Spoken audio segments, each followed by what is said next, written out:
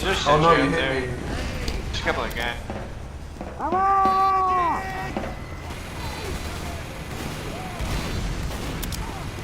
What will come over to SaveTF2? Fucking nothing. That's what's gonna come out Nothing. of it. Listen, dude, TF2 is beyond saving. At this point, just play while the game is playable. We're only a few days out from the second anniversary of SaveTF2, and TF2 isn't doing so hot. A little better than it was back when the movement started, but quality of workshop items has gotten worse, bots are still around, things are broken, and there hasn't really been any meaningful updates from Valve themselves. They've sort of been outsourcing things to the community, and the state of their other games isn't that good either. Left 4 Dead 2 keeps getting hit with DDoS attacks, and Counter-Strike 2 is being swarmed with hackers. And to top it off, their new game got leaked, and it looks like a very generic MOBA, something that hasn't really been popular for years now. It's like Super Monday Night Combat, but without learning the lesson that fell apart within a year or two, even though I liked it myself. People are wondering how they should approach this. What should they do about TF2? Should they start up the movement again? Should they put it under a new flag like FixTF2 or some other hashtag to drum up support? Well, there won't be as many people this time around, I think. The original SaveTF2 was a flash in the pan kind of thing, where voice actors and big YouTubers got together and they were able to drum up enough support to get mainstream media attention and eventually Valve's attention.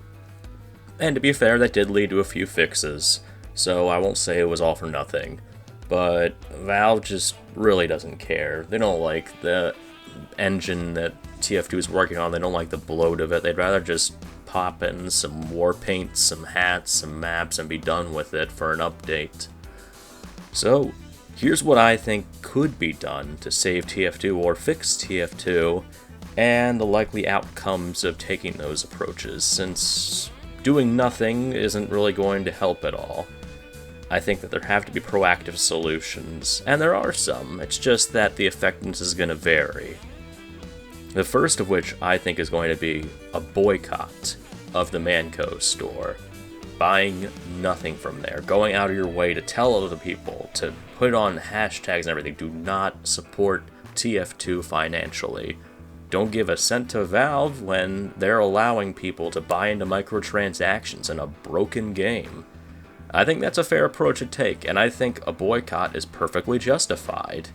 If TF2 was like Deathmatch Classic, a game that came out, had its updates, and it's not being actively supported through microtransactions, it'd be fine if it was overrun with hackers, because it's like the support for it ended, and when you buy the game, you get exactly what's there. It's not like you're actively feeding money into it.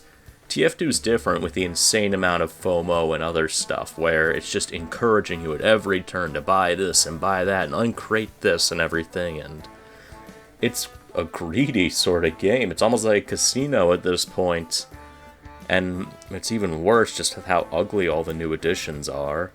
So I'd say that boycotting the Mann store is a good approach. The downsides to this are more straightforward. This is going to be a negative thing.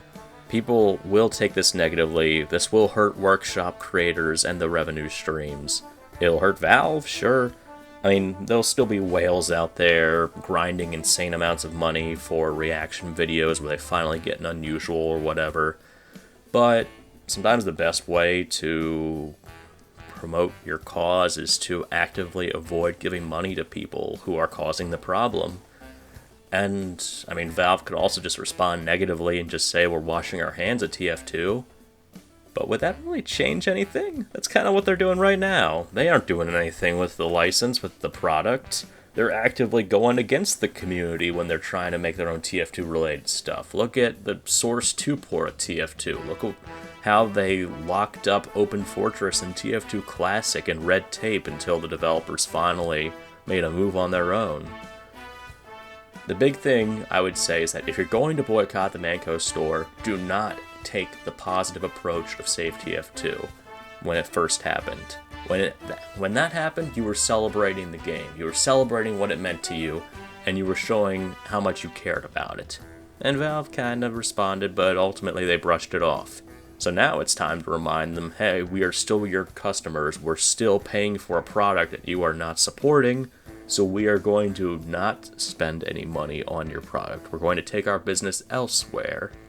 Some might argue about the effectiveness of this, but I think it's better than just, continuing to play the game and just being like, well, I'm not a fan of these cosmetics, but I guess I'll just throw some money into the latest case and see what I get out of it.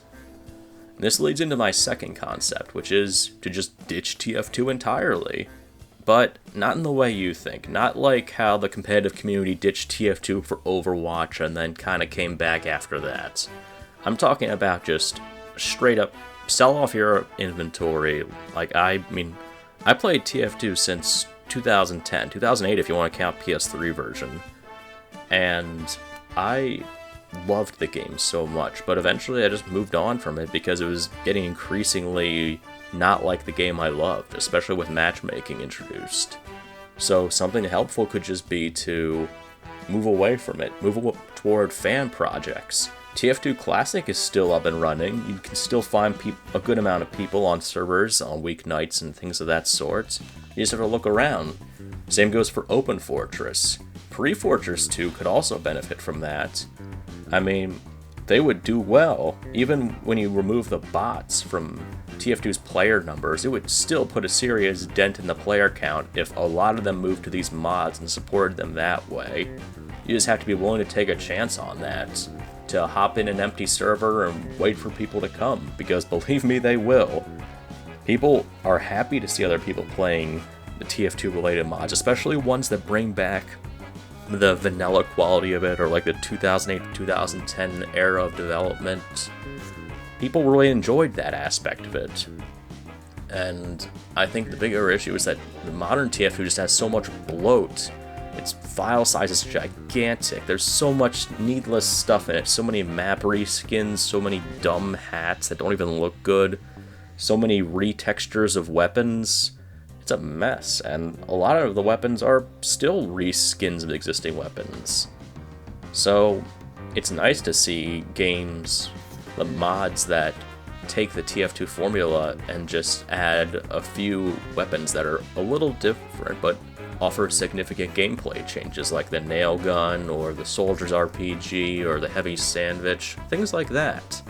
Which is why I really like TF2 Classic, and also why I'm shilling it so hard here. And this would also be a direct negativity approach, where you're saying that the community is doing a better job than Valve, something that's kind of been unspoken for a while, but might as well be said now, that fan projects are more faithful to the art style and to the vision of TF2 than what Valve has now, and that we might as well just transition over to them. I think it's a good thing to do, and I think that transferring the player count, or a sizable portion of it, over to these mods would also show a direct condemnation of Valve's current business practices. Now granted, Valve has the golden goose when it comes to Steam. They are making money off game sales and everything else. They can do whatever they want. They have so much fuck you money, they can make a MOBA in this day and age. But it's less about the money from TF2 as it is the message getting across, that people are not willing to put up with being jerked around. And I think that goes a long way. Valve prides itself on how its community image is maintained, and they aren't over the moon when it takes a negative turn. Hence the creation of Half-Life Alyx and other things to try to salvage a reputation, like the initial SaveTF2 tweet. So this could have another impact on them. The third suggestion, this one's a little out there, would be to just simply boycott Steam, which might be tougher. Again, because Steam is a good platform. I'm not going to deny that. A ton of games are on Steam, and it's kind of hard to avoid that. But if you really want to bring the financial hurt to Valve with a boycott, then there's no better way than to simply take your game sales to GOG or stick with retro games.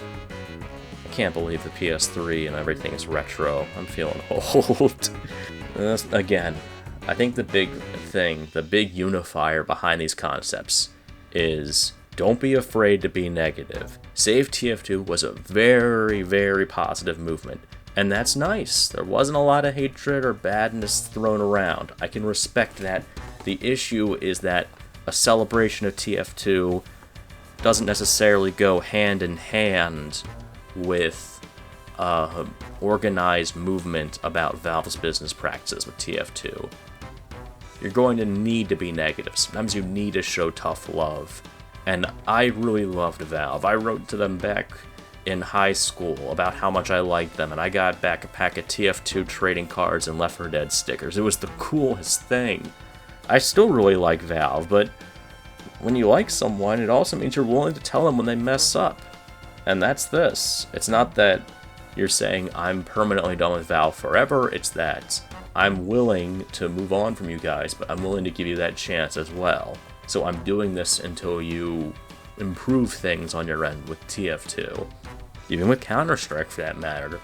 Boycotting Counter-Strike skins, boycotting the market, boycotting anything relating to Dota, that would do a lot of good. Because like it or not, Valve has messed up recently. I don't like the way they handled Counter-Strike 2's launch. I don't like how Counter-Strike Global Offensive just vanished for a product with a few improvements but some serious shortcomings. I don't like how TF2 is still being milked despite essentially being abandoned. I don't like how they're sitting on valuable IPs like Day of Defeat or even Half-Life and doing so little with them. And that means you need to be willing to speak up about that. Speak up through SaveTF2 or FixTF2, but make sure Valve knows they are screwing up. They are not doing stuff worth celebrating over. TF2 was worth celebrating and praising back in the late 2000s and most of the 2010s, but now it is a husk of its former self. And you need to be upfront about that. That would be my advice. So with that in mind, another plug for TF2 Classic, Pre-Fortress 2, Open Fortress. Check those mods out. They're fantastic. They capture the spirit of TF2 back in its heyday, and I think you guys would love them. I've already done a video about why I love Pre-Fortress 2, but I would also extend similar compliments to TF2 Classic and Open Fortress. That's all from me, and I hope you guys at least have some takeaways from this. I hope I'm not being too harsh or too cynical. And I hope that there's some positivity to be found with this movement. I hope that the anniversary of SaveTF2 can lead to some good things, whether it's in the SaveTF2 hashtag, the FixTF2 hashtag, or any other means. So, thanks for sticking through the whole thing. Take care.